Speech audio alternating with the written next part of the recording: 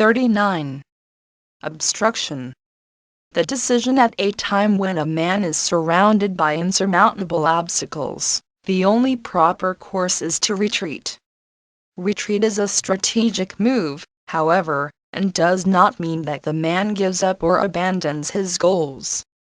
Quite the contrary, he merely makes a rational judgment about his chances for moving ahead which are not good, and then backs off long enough to reassess the situation, acquire additional forces, and formulate a new plan for overcoming the obstacles.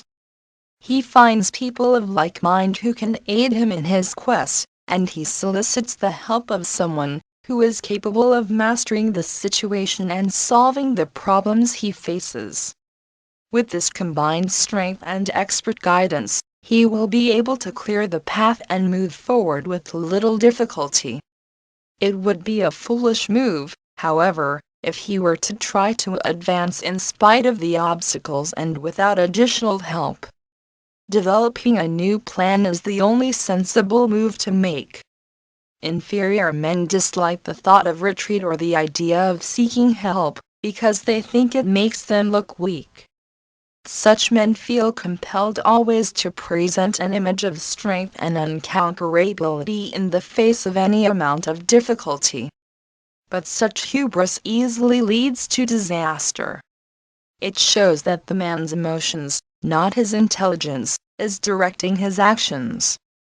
An intelligent man looks upon a difficult situation with a strictly rational eye.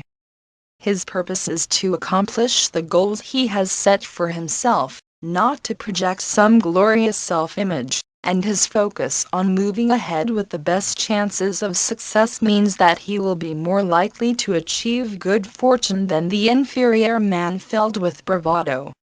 Obstructions that force a person to make intelligent decisions develop a man's character.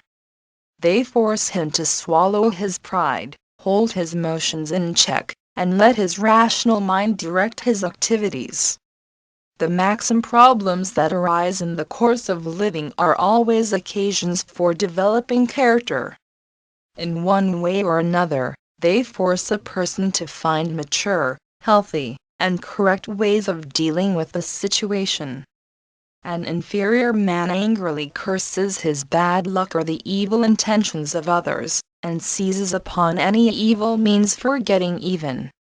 The superior man, on the other hand, looks within himself for the proper way to deal with the situation. He faces problems squarely and unemotionally, while the inferior man lashes out at any and all that he thinks may be responsible for his difficulties, and often tries to punish someone else for his inability to find a proper solution. For the superior man, however, adversity is a crucible in which he learns about life and how to develop his character.